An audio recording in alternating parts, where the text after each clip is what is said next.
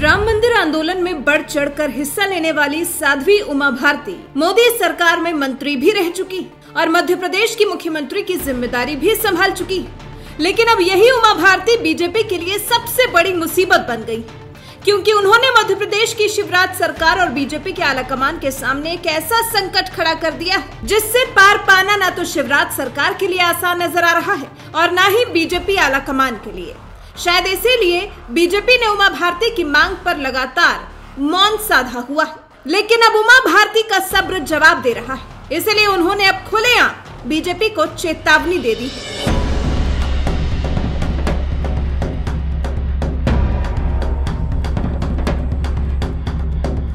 बिहार और गुजरात देश के ये दो ऐसे राज्य हैं जहां शराब पर पूरी तरह से प्रतिबंध है और बड़ी बात यह है कि दोनों ही राज्यों में बीजेपी की सरकार है। ऐसे में जब बीजेपी शासित बिहार और गुजरात जैसे राज्यों में शराब बैन हो सकती है, तो भला यूपी, असम, त्रिपुरा, उत्तराखंड, हिमाचल प्रदेश, मध्य प्रदेश जैसे बीजेपी शासित राज्यों में शराब बैन क्यों नहीं हो सकती? बस इसी मांग को लेकर साध्वी उमा भारती पिछले कई दिनों से कभी मध्य प्रदेश की शिवराज सरकार से टक्कर ले रही हैं, तो कभी आलाकमान से, लेकिन उनकी कोई नहीं सुन रहा। यही वजह है कि उमा भारती ने अब सीधे बीजेपी अध्यक्ष जेपी नड्डा को एक सार्वजनिक पत्र लिख दिया है और इस पत्र में मांग कर दी है कि जिन राज्यों में बीजेपी सत्ता में है वहां शराब नीति को एक समान रखा जाए।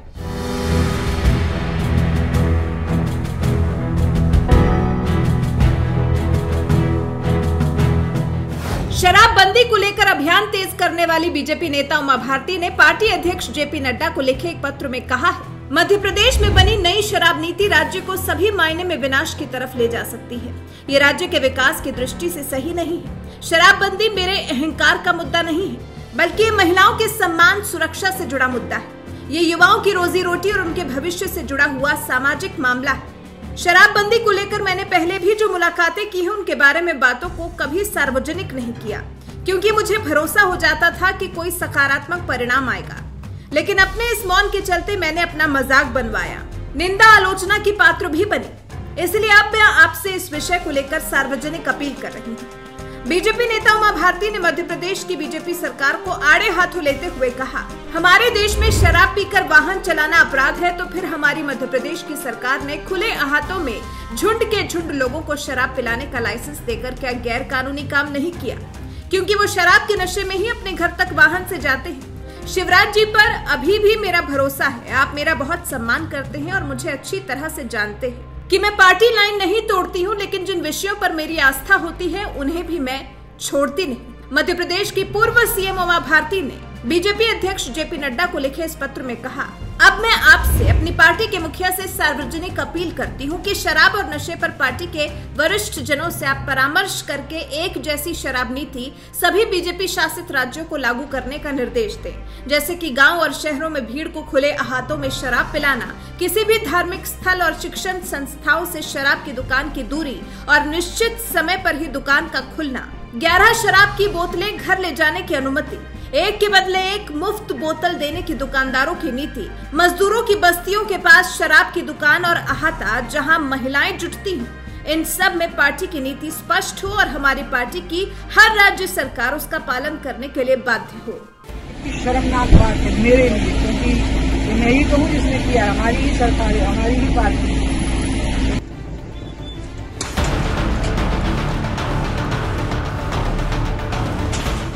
शराबबंदी के मुद्दे पर बीजेपी को घेरने में जुटी उमा भारती ने हालांकि इसी चिट्ठी में पीएम मोदी को अपना नेता भी बताया और कहा कि मोदी जी मेरे नेता हैं, भाजपा मेरी पार्टी है। मैं पार्टी के एक देशभक्त कार्यकर्ता होने के नाते हमेशा भाजपा का प्रचार करूंगी। शराबबंदी के मुद्दे पर अब आर पार की लड़ाई के मूड में नजर आ रही उमा भारती ने बीजेपी अध्यक्ष जेपी नड्डा को पत्र लिखने के साथ ही ये ऐलान भी कर दिया कि अभी से लेकर अक्टूबर तक वो अकेले ही शराब की दुकानों और अहातों के सामने खड़ी रहेंगी। फिर अक्टूबर में गांधी जयंती पर भोपाल की सड़कों पर महिलाओं के साथ मार्च भी करेंगी। उमा भारती ने शराब के विरोध को सामाजिक मुद्दा बताते हुए ये भी कहा कि ये राजनीतिक या मेरा व्यक्तिगत मुद्दा नहीं है, इसलिए जो भी मेरे समर्थन के लिए आगे आना चाहे अपने स्तर से प्रयास कर सकता है। कभी शराब की दुकानों पर पत्थर बरसाने तो कभी गोबर फेंकने वाली उमा भारती ने शराब के खिलाफ मोर्चा खोलकर बीजेपी को मुश्किल में डाल दिया है। क्योंकि ये शराब का सेवन भले गलत बात हो, लेकिन ये भी सच है कि इससे सरकारों को तगड़ी आमदनी भी होती है। शायद यही वजह है कि देवभूमि उत्तराखंड में भी शराब बैन नहीं है और जिस यूपी की सत्ता भगवाधारी महंत योगी आदित्यनाथ संभाल रहे हैं, वहां भी शराब पर कोई प्रतिबंध नहीं है। ऐसे में उमा भारती ने शराब के खिलाफ जो अभियान छेड़ रखा है, उस पर आपका क्या कुछ कहना है? कमेंट कर हमें अपनी राय जरूर बताएं।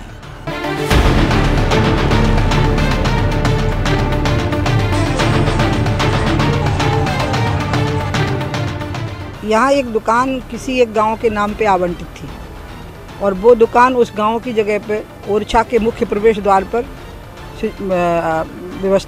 मतलब बना दी गई। और इस बारे में हमारे संगठन के लोगों ने, हमारी विचारधारा के, बीजेपी के सब लोगों ने ज्ञापन दिए, धरने किए, प्रदर्शन किए, लेकिन वो दुकान बनी ही रही। 1 महीने पहले मेरे नोटिस में बात आई तो मैंने भी सबसे बात की, मैं नाम नहीं लूँगी आज उनके।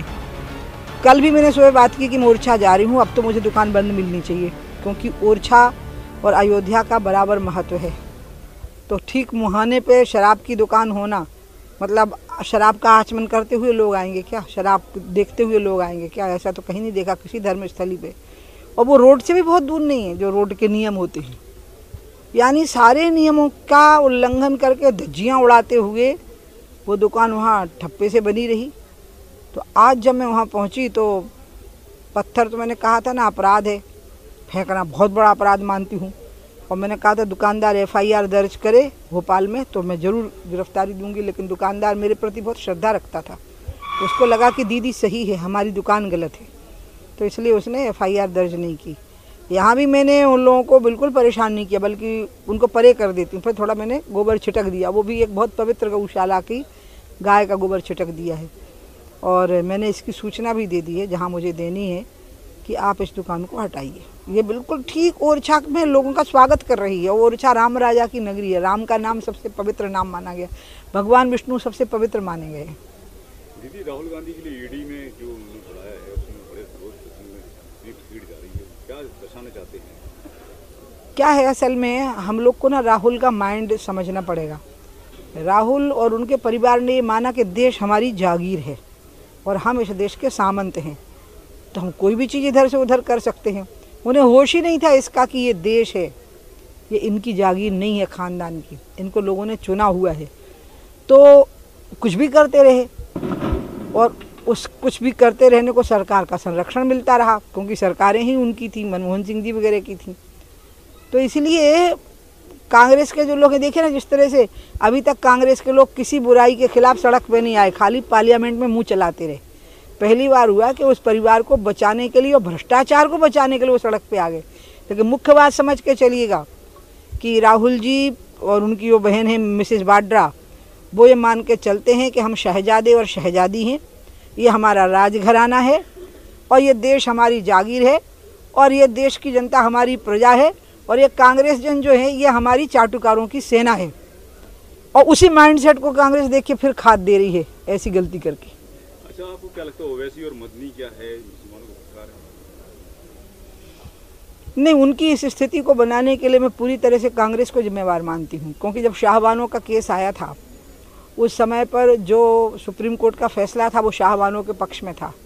उस समय पर जिस प्रकार से पार्लियामेंट में राजीव गांधी ने उस फैसले को उलट दिया था, उसके बाद इस देश के मुसलमानों के बीच में कट्टरपंथियों का वर्चस्व कायम हो गया।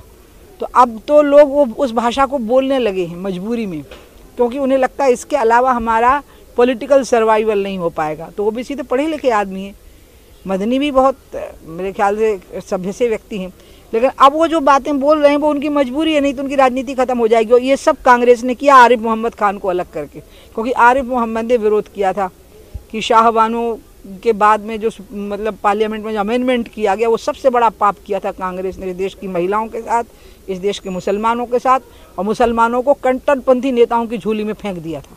अच्छा, नमाज के बाद में छोटे छोटे बच्चों के हाथ में पत्थर देना क्या ठीक, इसलिए इनके साथ छोटे बच्चे हैं तो पत्थर हाथ से छीने जा सकते हैं, लेकिन जो बड़ी उम्र के हैं, एडल्ट्स हैं, उनके साथ जो सरकार जिस तरह से डील कर रही है बिल्कुल सही डील कर रही है, बहुत ज़रूरत है इसकी। अरे आप ये देखिए साहब, यूरोप के क्या बोलते हैं, अरब के एक देश ने अपने लोगों यहाँ से लोगों को निकाल दिया है क्योंकि उन्हें प्रदर्शन किया, क्योंकि उनका कहना है कि भारत का अंदरूनी मामला है, इसमें आप क्यों पड़ गए जब आप यहाँ पर रह रहे हो। मतलब विदेश में रहने वाली मुस्लिम कंट्रीज भी इस बात को पसंद नहीं कर रही हैं, अपने यहाँ पे इस प्रकार के प्रदर्शन होना बर्दाश्त नहीं किया। हम क्यों बर्दाश्त करेंगे? क्यों बर्दाश्त करेंगे इन बातों को? क्या मतलब है एडीजी के ऊपर पत्थर फेंक देना? क्या मतलब है पुलिस फोर्सेस पे पत्थर फेंक देना? क्या आप देश के कानून और संविधान को नहीं मानते? देश की न्याय की मर्यादाओं को नहीं मानते? तो इसीलिए बिल्कुल ठीक किया है और ऐसा ही होना चाहिए इनके साथ।